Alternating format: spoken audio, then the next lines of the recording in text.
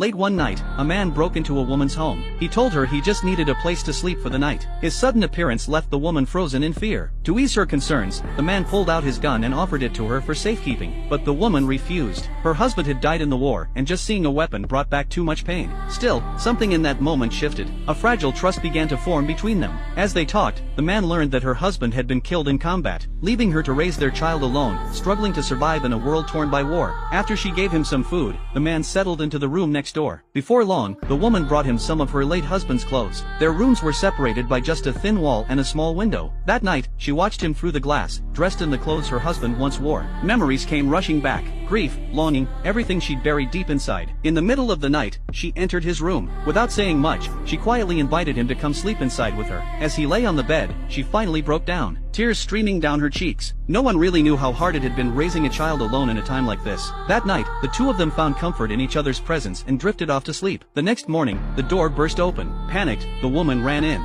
Enemy soldiers were coming. They were after the man. She told him to run. The soldiers captured her and cruelly stripped the child's clothing, leaving the little one on the cold ground. In this weather, the child wouldn't last long. Desperate, the woman pleaded with the soldiers. She said there was a pig in the backyard, begging them to spare her and her child in exchange. For a moment, it seemed like it might work, but then, just as one of the soldiers untied her, he grabbed her and dragged her back toward the house. That's when the man, hidden behind the door, struck. He took the enemy down and threw open the door. The woman ran out and grabbed her child, holding them close. But before the enemy could escape, she stepped outside again, this time with her husband's hunting rifle in hand.